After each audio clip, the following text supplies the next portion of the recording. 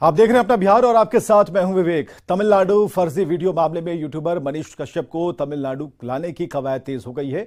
अगले कुछ दिनों के भीतर Tamil Nadu cyber crime police Manish Kashyap से पूछताछ करने वाली है और इसके लिए काम जोरों पर है। मनीष कश्यप इस वक्त ईओयू के रिमांड में है और आज उसकी रिमांड अवधि खत्म हो रही है। मनीष कश्यप पर तमिलनाडु में बिहार के मजदूरों पर हमले की फर्जी खबर चलाने का आरोप है और इस मामले में ईओयू की दबिश के बाद उन्होंने पुलिस के सामने आत्मसमर्पण कर दिया। तमिलनाडु में रहने वाले बिहार के श्रमिकों में दहशत पैदा करने के आरोप में मदुरई क्राइम ब्रांच पुलिस ने मनीष के खिलाफ मामला दर्ज किया। ऐसे में Tamil Nadu cyber crime police Manish से पूछताछ के लिए हर संभव प्रयास कर रही है।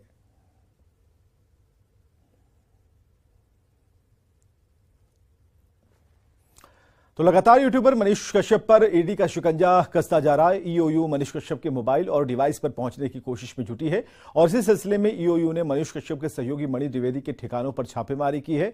पटना के महेश नगर के पूजा निवास अपार्टमेंट में छापेमारी हुई। इसमें एसडी कार्ड और कागजात बरामद किए गए।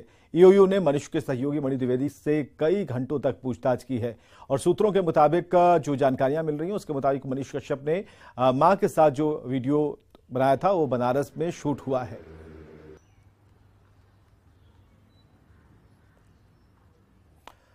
तो मनीष कश्यप आर्थिक अपराध इकाई की रिमांड पर हैं और ईओयू की टीम के मोबाइल के बारे में पता लगाने में जुटी हुई है। बिहार ही नहीं, बिहार के बाहर भी मनीष कश्यप के मोबाइल के बारे में पता लगाया जा रहा है। नोएडा, सोनीपत और दिल्ली में मोबाइल डिवाइस की खोजबीन की जा रही है। मनीष कश्यप के जान पहचान वालों से भी पूछताछ की जा रही है, लेकिन किसी ने इस बारे में कोई स्पष्ट जानकारी नहीं दी। आर्थिक अपराध इकाई का दावा है कि मनीष कश्यप के मोबाइल में कई अहम सबूत हैं और वो जानबूझकर अपने मोबाइल के बारे में आर्थिक अपराध इकाई को कोई जानकारी नहीं दे रहा। वो जानकारी देने में आनाकानी कर रहा है। ईओयू ने मनीष कश्यप जो कि एफआईआर दर्ज की है उसमें साजिश के तहत भ्रामक, अफवाहजनक, भड़काऊ और फोटो प्रचारित करने का आरोप लगाया गया है। एफआईआर के मुताबिक उकसाने और उत्तेजना फैलाने वाली सामग्री प्रसारित की गई। मनीष ने वीडियो, फोटो और टेक्स्ट के जरिए जनता के बीच भय का माहौल पैदा किया, विधि व्यवस्था की समस्या पैदा करने की कोशिश हुई और साथ ही जानबूझकर राज्य सरकार को बदनाम करने की कोशिश की गई। इतना ही नहीं, दो राज्यों में दो भाषा बोलने वालों के बीच दुश्मनी पैदा करने की साजिश रची गई। तमिलनाडु में बिहार के मजदूरों के खिलाफ हिंसा की झूठी खबरें प्रसारित की गई और मनीष ने हथकड़ी के साथ अपनी गिरफ्तारी की झूठी खबर भी प्रसारित की। बड़ी खबर वाराणसी से है। भोजपुरी अभिनेत्री आकांक्षा दुबे की मौत मामले में एक नया मोड़ सामने आ गया है। आकांक्षा की मां मधु दुबे ने सारनाथ थाने में मुकदमा दर्ज कराया है। भोजपुरी सिंगर समर सिंह और उनके भाई संजय सिंह के खिलाफ मामला दर्ज कराया गया है। सारनाथ थाने में दर्ज कांड संख्या 130/23 के मुताबिक भोजपुरी गायक समर सिंह और उनके भाई संजय सिंह पर आत्महत्या के लिए उकसाने का आरोप है। आईपीसी की धारा 306 के तहत दोनों के खिलाफ मामला दर्ज किया गया है। आकांक्षा दुबे की मां ने गाली गलौज और पैसे के लेन देन का आरोप लगाया। मां का आरोप है कि घटना के पहले अभिनेत्री आकांक्षा दुबे को धमकाया भी गया था। उसे जान से मारने की धमकी दी जा रही थी।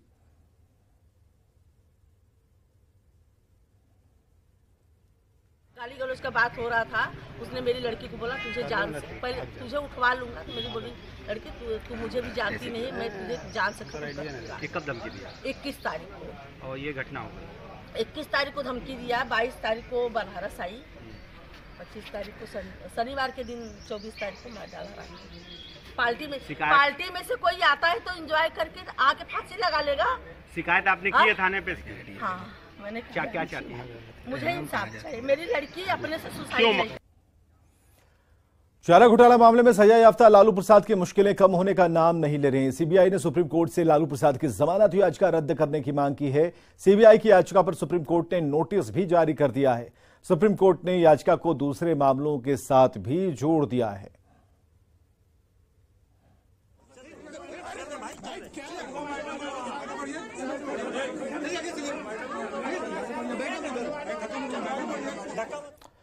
अगली खबर है छत्तीसगढ़ के धमतरी से, जहां बिहार के उप मुख्यमंत्री तेजस्वी यादव के खिलाफ लिखित शिकायत की गई है। अगर इस शिकायत पर एफआईआर रजिस्टर्ड हो जाती है तो तेजस्वी यादव की मुश्किलें बढ़ सकती हैं। आरोपी की तेजस्वी यादव ने अपने एक भाषण में गुजराती समाज के खिलाफ आपत्तिजनक बयान दिया था। आरोप के मुताबिक तेजस्वी ने गुजरातियों को ठग बताया था, जिसे लेकर गुजरातियों में नाराजगी है। बहरहाल धमतरी की कोतवाली पुलिस इस मामले में शिकायत की जांच में जुट गई है। उप मुख्यमंत्री तेजस्वी यादव जी ने गुजराती समाज को जो ठग की उपमा दी है उसकी मैं घोर निंदा करता हूं। श्री लालू प्रसाद यादव जी, जिनका नाम चारा घोटाले में लिप्त है, उनके सुपुत्र जो संविधान के बहुत बड़े पद में बैठे हुए हैं, बिहार के उप मुख्यमंत्री हैं श्री तेजस्वी यादव जी, उनके द्वारा यह वक्तव्य दिया जाना ये गुजराती ठग है, सर्वथा गलत है, सर्वथा निंदनीय है और इस बयान की जितनी भी निंदा की जाए उतनी कम है। तेजस्वी यादव के द्वारा जो है गुजराती समाज को लेके कुछ अपशब्द का प्रयोग किए हैं, जिससे आहत होकर जो है गुजराती समाज के यहाँ प्रतिनिधि जो थाने में शिकायत दी है, उसकी जांच चल रही है। जो भी तथ्य आएंगे उसके बाद वैधानिक कार्रवाई की जाएगी। बिहार के डिप्टी सीएम तेजस्वी यादव के घर किलकारी गूंजी है। उनकी पत्नी राजश्री यादव ने बच्ची को जन्म दिया। तेजस्वी ने खुद अपने सोशल साइट पर फोटो जारी किया है और लिखा कि ईश्वर ने आनंदित होकर पुत्री रत्न के रूप में उपहार भेजा है। आप तस्वीरों में देख पाएंगे कि पिता के बनने के बाद तेजस्वी यादव कितने खुश हैं। तेजस्वी अपनी बेटी को प्यार कर रहे हैं और बड़े ही प्यार से निहार रहे हैं। आपको ये बताएं कि तेजस्वी यादव के पिता बनने को लेकर कुछ दिन पहले सोशल मीडिया पर खूब चर्चा थी। सोशल मीडिया पर चर्चा इतनी तेज हो गई कि इस मुद्दे पर आरजेडी नेताओं ने सफाई देते हुए इसे अफवाह बताया था, लेकिन अब सारे कयासों पर विराम लग गया। तेजस्वी यादव पिता बन चुके हैं। बेगूसराय जीआरपी थाना पुलिस ने एक ऐसे शातिर को गिरफ्तार किया है जो कभी फर्जी सीबीआई ऑफिसर बनकर धौंस जमाता था तो कभी फर्जी टीटीई बनकर ट्रेन में यात्रियों से पैसे की उगाही करता था। कोसी एक्सप्रेस से गिरफ्तार शातिर विक्रम कुमार नालंदा में छबीलपुर के मिंजेठा गांव का रहने वाला है। इसके पास से पुलिस ने सीबीआई का फर्जी आईडी कार्ड बरामद किया। पिछले कुछ महीने से यह ठग ट्रेनों में घूमकर यात्रियों की टिकट चेकिंग के बहाने अवैध वसूली कर रहा था। यात्रियों को शक हुआ तो हंगामा कर दिया गया और इसके बाद पुलिस ने उसे हिरासत में लेकर पूछताछ शुरू कर दी है। सीबीआई का गाड़ी बरामद हुआ तुम्हारे पास? क्यों लेके घूमते थे? वैसे रखा हुआ था, उसमें कोई हम ध्यान नहीं दिया। और तुम्हारे पास वो क्या कहते हैं, रसीद भी बरामद हुआ काटने वाला, उससे क्या करते थे उस रसीद? अभी तक तो कुछ नहीं किया। हाँ, कितना दिन से काम कर रहे थे ट्रेन में? कितना दिन से चेकिंग कर रहे थे? चेकिंग पहले दिन का। गया से बड़ी खबर है, जहां एम्बुलेंस से शराब की तस्करी हो रही थी। ताबूत में छिपाकर शराब लाई जा रही थी। 212 बोतल अंग्रेजी शराब बरामद की गई है। रांची से मुजफ्फरपुर लाई जा रही थी शराब और 2 शराब तस्कर भी गिरफ्तार कर लिए गए हैं। दरअसल उत्पाद विभाग के द्वारा डोभी के धरजा पुल चेक पोस्ट के पास वाहन चेकिंग की जा रही थी और इसी दौरान झारखंड से एम्बुलेंस आ रही थी, जिसे पुलिस ने शक के आधार पर रोका। पुलिस को एम्बुलेंस में एक ताबूत मिला। पहले तो एम्बुलेंस चालक ने कहा कि ताबूत में शव है, लेकिन जब पुलिस ने ताबूत खुलवाया तो उसमें 212 अंग्रेजी शराब की बोतलें बरामद हुई। पुलिस ने कार्रवाई करते हुए 2 लोगों को पकड़ा है और आगे की जांच में जुटी है। कहाँ से लेके चला था ये? रांची से मिला था गाड़ी। रांची से क्या बोला था? बोला बॉडी है। क्या बॉडी? डेड बॉडी है? तो डेड बॉडी ऐसे जाता है? गया में उत्पाद विभाग की टीम ने शराब की तस्करी करते हुए एक शख्स को पकड़ा है। तस्कर ने अपने कमर पर करीब आधा दर्जन अंग्रेजी शराब की बोतलों को चिपका रखा था। दरअसल बाराचट्टी में उत्पाद विभाग की टीम छापेमारी कर रही थी और साथ ही कई गाड़ियों को रोककर तलाशी ली जा रही थी और इसी दौरान बाइक पर सवार एक शख्स पुलिस को देखकर भागने लगा, जिसके बाद पुलिस ने उसे पकड़ लिया। आरोपी के पास से 8 बोतल विदेशी शराब बरामद की गई।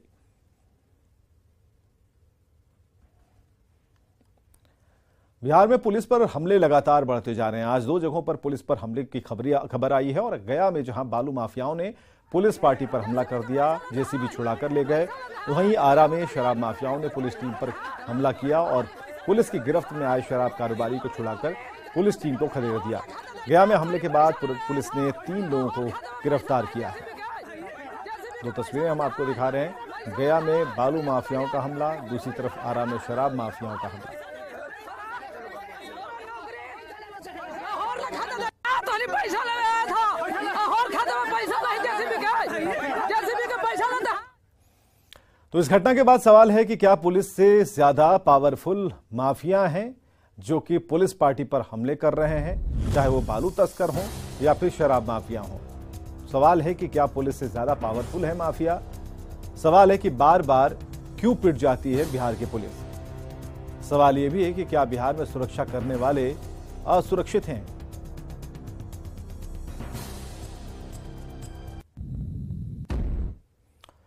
खबर नवादा से है, जहां पुलिस के रवैये से परेशान एक व्यक्ति समाहरणालय में आत्मदाह करने पहुंच गया, जहां पुलिस ने उसे रोक दिया। सिरदला के अरविंद कुमार बरनवाल की बेटी की शादी 8 जुलाई 2021 को हुई थी। कुछ दिन तक ससुराल वालों ने अपने पास रखने के बाद पहले दहेज के लिए दबाव बनाना शुरू किया और अब ससुराल में रखने से ही इनकार कर दिया। इसके बाद से बेटी को न्याय दिलाने के लिए ये बेबस पिता पुलिस की चौखट पर एड़ियां रगड़ रहा है, लेकिन उसे न्याय नहीं मिल रहा। डीएसपी से लेकर तत्कालीन एसपी तक उससे टकराते रहे। इससे परेशान होकर आज ये व्यक्ति आत्मदाह करने पहुंच गया। शादी हुआ था नवादा में दिलीप कुमार के यहाँ, जेवर दुकान है, और 7 जुलाई 2021 को शादी हुआ। 2 महीना मेरी बेटी रही, लड़का दिल्ली नहीं ले गया और कहता है तुम वहीं रहो वहीं रहो। हाँ, वो एक गर्ल्स रखे हुए है प्राइवेट में, और वो बोल रहा कि गार्जियन सोचा कि तिलक के में कि 10 लाख नगद दिया, 5 लाख के ज्वेलरी दिए। अब फिर कहता है 10 लाख IAS का तैयारी मेरा बेटा कर रहा है, 4 व्हीलर चाहिए। तो अभी तक रखा कि नहीं? अभी आपको दहेज के लिए प्रताड़ित कर रहा है आपकी बच्ची को? बेटी तो आप कहता है डिवोर्स का भी नोटिस भेज दिया। डिवोर्स नहीं हुआ, अभी कुछ डिमांड कर रहा है? हाँ, डिमांड वही 4 व्हीलर, अब कहता है कि नहीं अब रेकमेंड करेंगे। बिहार बीजेपी के नवयुक्त अध्यक्ष सम्राट चौधरी दिल्ली से पटना पहुंच चुके हैं। पटना एयरपोर्ट पर बीजेपी नेताओं और कार्यकर्ताओं ने सम्राट चौधरी का स्वागत किया। उसके बाद बीजेपी ऑफिस में सम्मान समारोह का आयोजन हुआ, जहां गृह राज्य मंत्री नित्यानंद राय, संजय जायसवाल, रविशंकर प्रसाद और नेता प्रतिपक्ष विजय सिन्हा समेत कई विधायक और सांसद मौजूद रहे। इस मौके पर सम्राट चौधरी ने केंद्रीय नेतृत्व के प्रति आभार जताया और साथ ही लोकसभा चुनाव में बिहार की सभी 40 सीटों पर बीजेपी की जीत का दावा किया।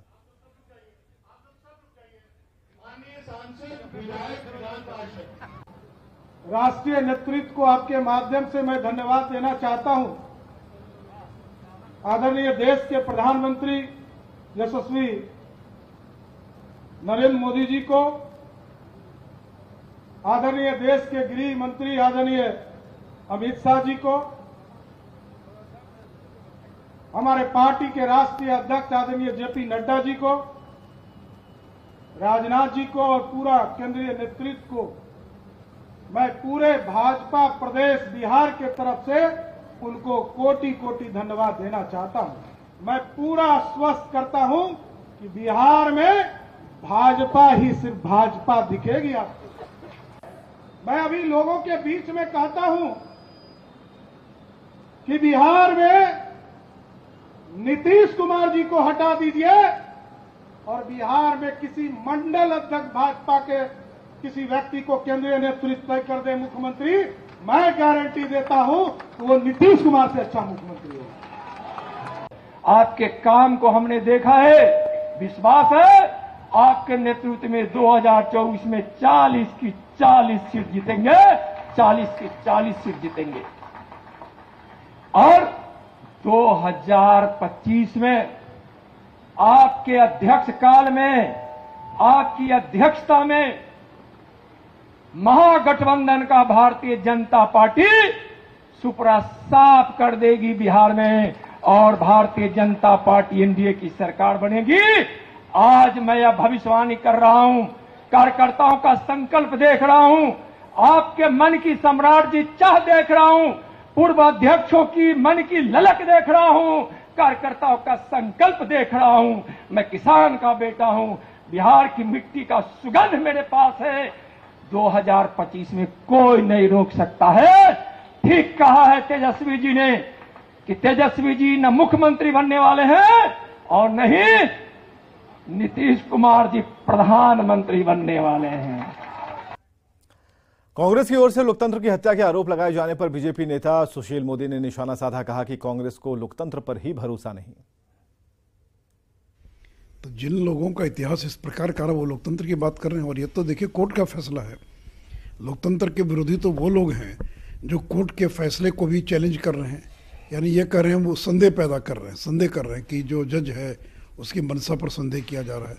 अगर उनको सजा हुई तो कोर्ट ने सजा दी है, न तो इसका अडानी से कोई संबंध है न इसका लोकतंत्र से संबंध है। नीतीश कुमार करेंगे नेतृत्व की, अरविंद केजरीवाल करेंगे या राहुल गांधी करेंगे, ये तो विपक्ष को तय करना है ना। उन्होंने तो खुश करने के लिए उनको कुछ काम कराना होगा अपना भाई वीरेंद्र को, तो उन्होंने उनकी प्रशंसा कर दिया। भाई नीतीश कुमार को दिल्ली में पूछता कौन है? आज 4 महीने से ज़्यादा हो गया, आज तक वो कभी दिल्ली नहीं आए विपक्ष के सारे दलों को एकजुट करने के लिए। तो उनको भी अपनी सीमा मालूम है, उनको भी अपने मर्यादा मालूम है कि उनसे ज़्यादा ताकतवर ममता बनर्जी हैं जो एक राज्य में अपने बलबूते सरकार चला।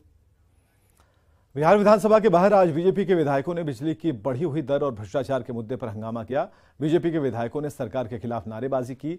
प्रदर्शन के दौरान जब सीएम विधानसभा पहुंचे तो बीजेपी के विधायकों ने उनका अभिवादन भी किया। हालांकि सीएम के विधानसभा के अंदर जाते ही बीजेपी विधायकों ने एक बार फिर नारेबाजी शुरू कर दी। इधर विधानसभा की कार्यवाही शुरू होते ही बिजली की बढ़ी दर को लेकर बीजेपी के विधायकों ने हंगामा किया और थोड़ी देर में सदन के बाहर निकल गए।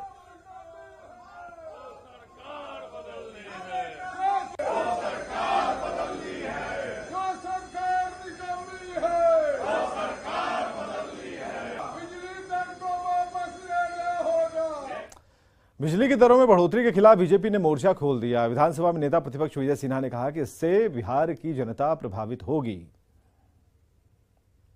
पूरे बिहार के अंदर एक बार फिर से ये मर्मरिंग व्याप्त है जनता में आक्रोश कि बिजली बिल हमारा एक तो पहले ही गलत आ रहा था, गलत रीडिंग, प्रीपेड मीटर, कई तरह के गड़बड़ी और ऊपर से ये वृद्धि करके सरकार अपनी कमजोरी, खामी और बिजली बिल में जो सरकारी संस्थानों के अंदर अवैध ढंग से उसका पेमेंट भुगतान बाकी है, प्रभावित कर रहा है, वो सब जनता के ऊपर लोड डाला जा रहा है।